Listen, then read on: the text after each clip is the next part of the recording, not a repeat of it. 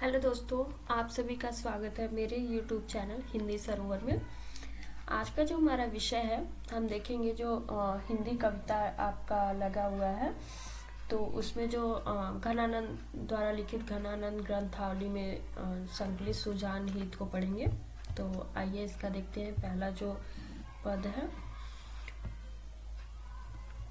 रूप निधान सुजान सखी, जब तय इन नैनिन नेकु निहारे, दीठ थकी अनुराग छकी, मति लाज के साथ समाज विसारे, एक अचंभो भयो घना आनंद है नीत की, पल पाट उघारे, तारे टरे नाही तारे, कहूँ सुलागे मन मोहन मोह के तारे। तो इसका जो संदर्भ है वो देखते हैं कि प्रस्तुत सवैया छंद हमारे पाठ्य पुस्तक में संकलित मध्यकालीन रीति मुक्ति काव्य धारा के सर्वश्रेष्ठ कवि घनानंद द्वारा रचित घनानंद ग्रंथावली में संकलित सुजान हित से लिया गया है। अगर आपके जो मतलब प्रश्न में कहीं से भी घनानंद के ग्रंथावली से आता है तो आप सब में यही संदर्भ लिखिएगा। प्रसंग अलग अलग होते हैं तो वो आप अपने अनुसार देख लीजिएगा। आइए आगे देखते हैं। इसका जो प्रसंग है वो इसमें है, इस सवैया में कवि अपनी नायिका सुजान का बड़ा मादक मनोरम वर्णन करते हैं। यानी कि जो इसमें घनानंद है, जो उनकी नायिका प्रेमिका जो भी बोलना सुजान है, तो उनका वर्णन किया गया है। तो आइए इसका व्याख्या देखते हैं।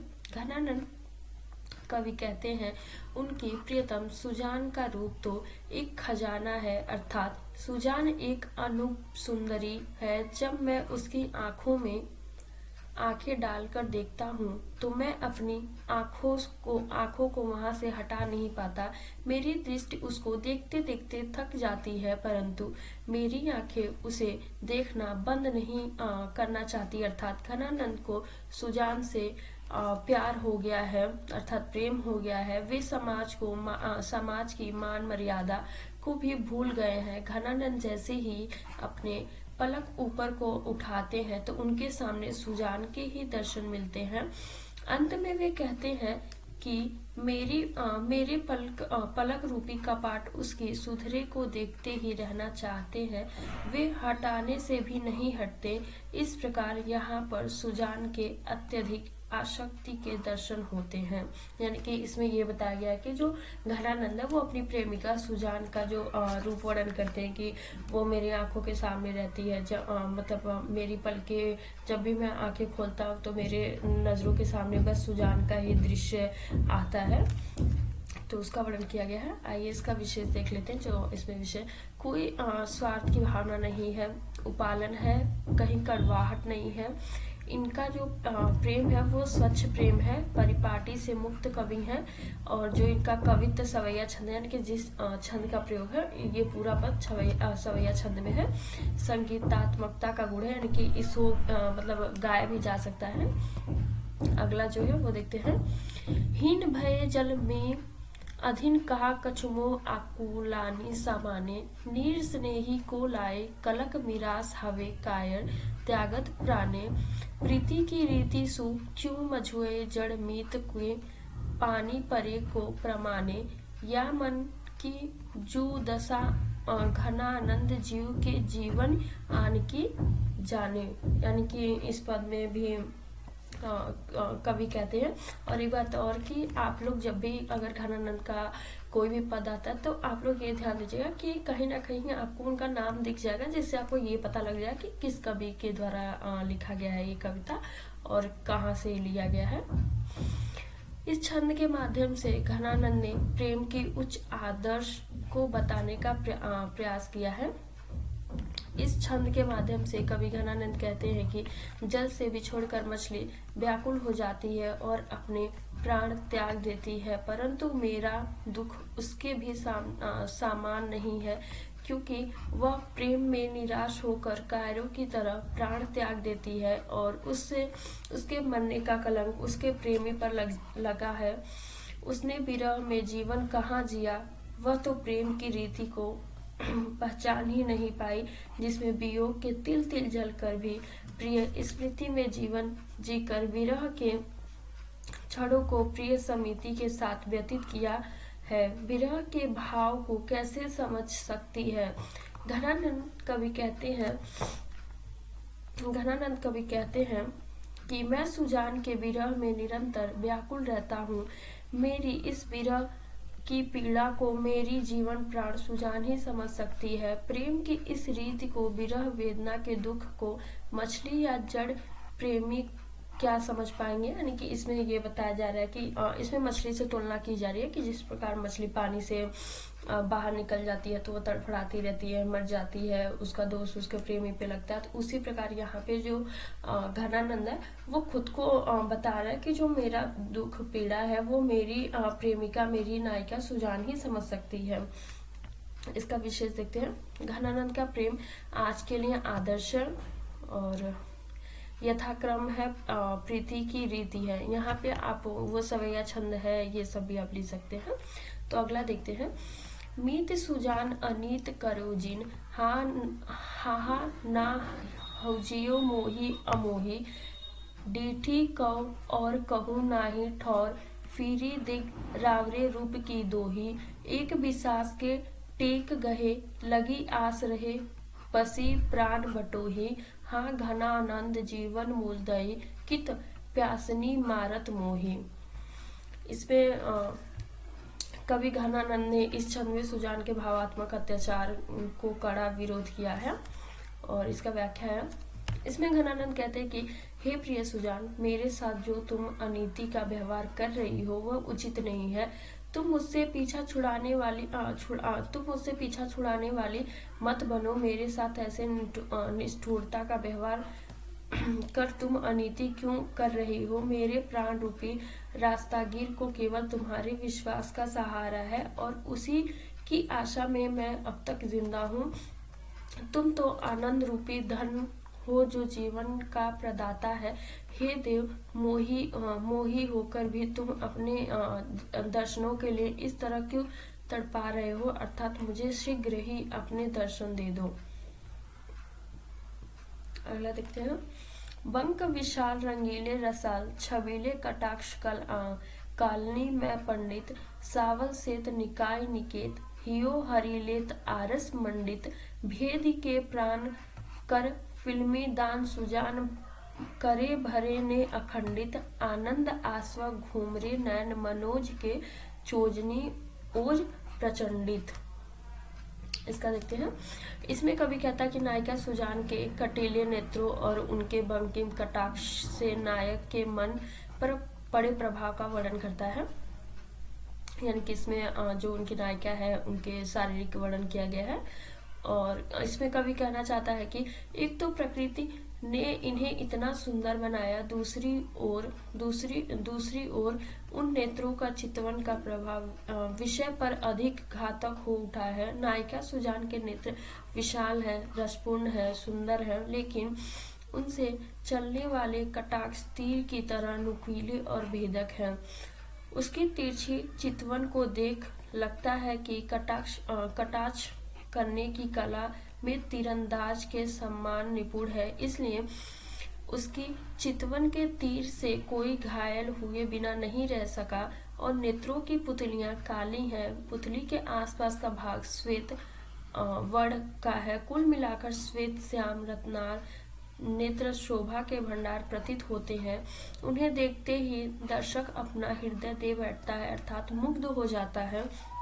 काम वेश के कारण इन नेत्रों में आलस्य और मस्ती के भाव भरे रहते हैं, जिससे उन नेत्रों का प्रभाव और भी घातक हो उठता है। यद्यपि इन कटाक्षों के कारण नायक को प्रथम अनुभूति कष्ट होती है, वह विरह चितवन के आघात से तिलमिला उठता है, पर बाद में उसे लगता है कि वह नायिका के इस सौंदर्य और मस्ती भरी अदा के बिना जीवित नहीं रह सकता। अतः वे उसे एक साथ जीवन मृत्यु दान का करती है। उसमें अखंड प्रेम की मदिरा छलकती है, जिसके सौंदर्य का पान कर दर्शक अपना विवेक खो बैठता है और कामोदीप्त वो शराबी के समान आचरण करने लगता है। वह अनुभव करता है कि इन नेत्रों के कटाक्षों का आघात सहन उससे वंश से बाहर है, फिर भी अनुरक्ति के कारण वह हर बार बार उसकी ओर निहारता और कटाक्ष बाढ़ के संघर्ष करता रहता है। मतलब इसमें ये जो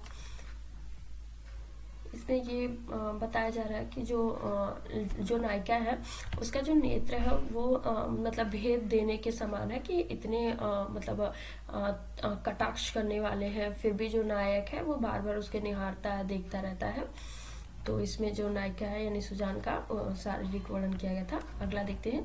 दे की धौ आरती ले बली, नेकु ललसी गुहराई कै कैसी लाई, मनो उदात दिवाकर की दूती पूरन चंदही भवन आई, फूलंक कंज कुमोद लहे घनानंद रूप अनूप निकाय, तो मुख लाल गुलाल ही लाय के सैतिन के ही होरी लगाई। इसका प्रसंग देखते हैं। इस पद के द्वारा कवि घनानंद ने होली के अवसर पर फाग खेलती नायिका यानी कि होली खेलती नायिका के सौंदर्य का चित्र उपस्थित किया गया है। गुलाब लगाने से उसके गोरे मुख की शोभा कैसी हो गई है उसका वर्णन है। इसका व्याख्या देख। नायक कहता है कि हे सुंदरी, मैं तेरी इस छवि पर बलिहारी जाता हूँ यानी कि मिटता हूँ, मैं निछार होता हूँ। तनिक अपने गुलाल लगे मुख की छवि दर्पण में तो देख, तुम्हारे गोरे मुख पर गुलाल की लाली कैसी फब रही है। गुलाल की लाली के गोरे रंग में मिलाकर एक अद्भुत दृश्य प्रस्तुत किया है। इस गोरे और लाल रंग के मिश्रण से जो छवि उत्पन्न हुई उसे देखकर ऐसा लगता है मानो पूर्णिमा का चंद्र प्रातः काल के उदय होते सूर्य की लालिमा धारण कर आकाश में आया हो। सूर्य और चंद्रमा के इस अद्भुत मिलन से प्रकृति में एक अद्भुत दृश्य उपस्थित हो गया है। साधारणतः कमल दिन में सूर्य के उदित होने पर ही कुमुदिनी रात्रि के समय चंद्रमा की चांदनी में खिलते हैं, यहाँ पे रहेगा खिलते हैं। परंतु तुम्हारे इस अद्भुत रूप के कारण जो सूर्य चंद्र का संगम हुआ है उसके फलस्वरूप कमल और कुमुदिनी दोनों साथ साथ खिल रहे हैं। तुम्हारे इस रूप लावण्य की शोभा अनुपम है। तुम्हारी सुंदरता ऐसी हो उठी है कि सौदों के हृदय में ईर्ष्या की आग प्रदीप्त हो उठी है। ऐसा लगता है मानो तुमने गुलाल तो लगाया, साथ ही होलिका दहन के लिए आग भी लगाई है और इस प्रकार होली का उत्सव पूरे समारोह के साथ मनाया है। अगला देखते हैं। पहले अपनाए सुजान सने, सो क्यों फिरी तेहिके तैरिय जो, निर्धार आधार झार मंझार दही, गही बाह ना बोरिए जू, घनानंद अपने चातक को गुण बाधिके मोह ना छोड़िए जू, रस प्याप कै जाय बढ़ाए कै प्यास विश्वास में यो बीस धैर्यो जू। इसका प्रसंग देखते हैं। इस पद के माध्यम से घनानंद सुजान पर आरोप लगाते हुए कहते हैं कि तुमने मुझे तन्हा और अकेला छोड़ दिया है। सुजान वेश्या थी, उसके तत्कालीन शासक के भय और प्रलोभन के आकार घनानंद के प्रेम को ठुकरा दिया। पहले प्रेम करके विश्वासघात किया, इससे घनानंद को अत्यंत पीड़ा हुई। इसके विश्वासघात के याद को उसे सवैये में कवि नीति को दुहाई देता है कि प्रेम मार्ग में विश्वासघात से बड़ा कोई पाप नहीं है। यानी कि इसमें जब दिखाता कि जब वो छोड़ के जाती है उसमें जब मतलब वो घनानंद को छोड़ के जाती है सुजान, तब की बात की गई है। हे प्रिय सुजान, पहले तुमने मुझसे प्रेम किया, प्रेम का नाता जोड़ा, विश्वास दिलाया और प्रेम के बंधन अटूट है, पर अब क्यों रुष्ट हो? यही कारण है कि आपने मुझसे मुख मोड़ लिया। तुम्हारा यह आचरण उतना ही अनुचित अनीतिपूर्ण है जितना उस व्यक्ति का जो पानी में डूबते हुए व्यक्ति को सहारे दे, बांह पकड़े, फिर मझधार में पहुंचाने पर उसे बेसहारा छोड़कर डुबाने दे। मतलब उस समय तुमने मुझे अपने प्रेम के आश्वस्त किया, तुम्हारे उस आचरण ने मुझे जीवन दान मिला। अब जब हम दोनों प्रेम पथ पर आगे बढ़ चुके हैं तो तुमने मेरा साथ छोड़ दिया और मानो मुझे जीवन रूपी नदी के मझधार में डूबने के लिए बेसहारा और निरुपाय बनाकर छोड़ दिया है। तुम्हारी यह आचरण कठोर और नीति विरुद्ध है। तुम्हारी सोचो यह विश्वासघात मत करो। मैं जीते जी मर जाऊंगा। तुम मेघ के समान प्रेमामृत की वर्षा करने वाली हो। मेघ चातक के प्रति कभी कठोर नहीं होता। उसके प्राण की रक्षा के लिए स्वाति नक्षत्र में बरसात है, उसके जीवन दान देता है। तुमने अपने गुणों से अपने रूप लावण्य के प्रेम की डोरी में बांधा था। अब उस डोरी को काट दोगी तो मैं कहीं का नहीं रहूंगा, अर्थात तुम्हारे अतिरिक्त मेरा और कोई नहीं है। अतः तुम मेरे प्रति निष्ठुर मत बनो। मेरे जीवन के विष घोलकर तुम्हारा क्या लाभ होगा? इससे तो प्रेम बदनाम होगा, प्रेम को कलंक लगेगा। विश्वासघात करना नीति की दृष्टि से भी उचित नहीं है। अतः मुझे अपने प्रेम का वरदान दो। इस कठोरता को त्याग, मुझे अपना लो। यानी कि जब इसमें घनन को छोड़ के जाती है तो वो उसे मतलब बताते हैं कि तुम मेरी प्रेमिका साथ रहने वाले थे, तो उसका वर्णन था। अगला देखते हैं। इसमें जो मुहावरा है, धार मझधार ने के तैरियो जू बाह डुबाना, और कभी स्वयं को भाग्यवादी कहते हैं। अगला देखते हैं। रावरी रूप की रीति अनुप नैन नैन लागत जो जो निहारियो, त्यों इन आखिन वानी अनोखी अघानी कहूँ नाही आनी तिहारियो। एक ही जीव हुतै सूतो वारियो, सुजान सकोच और सोच सहारियो। रोकी रहे न दे घनानंद बावरी रिच के हथनी हारियो। इसका प्रसंग देते हैं। यहाँ पर कवि ने प्रेमी का अन्यता, धैर्य, दृढ़ संकल्प, शक्ति और प्रेमी के लिए सर्वस्व न्यौछावर करने की भावना का वर्णन किया गया है। हे प्राण प्रिय, तुम्हारे रूप लावण्य की रीति अनोखी है। जो जो उसके निकट से देखते हैं त्यों त्यों उसे और देखने की चाह उमड़ती है। मन तृप्त ही नहीं होता, क्योंकि वह प्रत्येक क्षण बदलता रहता है, पहले से अधिक आकर्षण होता जाता है। प्रिय का आकर्षण आयु के साथ साथ घटता नहीं, अपितु नया नया होकर बढ़ता जाता, बिखर रहा है। उधर मेरे नेत्रों को भी अजीब आदत पड़ गई है। तुम्हारी शपथ मैं सच कहता हूँ कि यह नेत्र तुम्हारे रूप का पान कर कभी तृप्त नहीं होते, अतः वे किसी और की ओर देखते तक नहीं। मेरे पास तो मेरा एक प्राण था, वह मैंने तुम पर न्यौछावर कर दिया है। अब मेरे पास अपना कुछ नहीं है, आप ही मेरे सर्वस्व हैं, मेरे स्वामी, मेरे संरक्षक हैं। अतः आपसे विनम्र प्रार्थना है कि संकोच त्याग मेरे चिंता कुल मनन को सहारा दो। आपकी कृपा से ही मैं जीवित रह सकता हूँ। प्रेम का कड़वा फल जानते हुए मैं अपने नेत्रों को तुम्हारी ओर जाने से रोकता हूँ कि कहीं जाल में फंसकर अपना सब कुछ ना गवा दे और शेष जीवन का विरत यातना में बीते।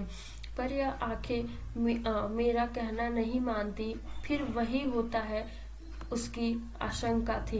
मेरी रीछ हाथ बिक जाता हूँ, वह रीछ मुझसे मेरा अधिकार छीन लेती है। मैं उसके हाथों पराजित होकर सब कुछ खो जाता हूँ, विवश होकर तुम्हारी प्रेम में पागल हुआ हूँ। मार्मिक पक्ष और उदांत प्रेम यानी कि उच्च कोटि का प्रेम का यहाँ पे किया गया है। आप सभी का बहुत बहुत धन्यवाद। मेरे चैनल को लाइक, सब्सक्राइब एंड शेयर करिएगा और ऐसे वीडियोस के लिए मेरे साथ जुड़े रहिए। Thank you.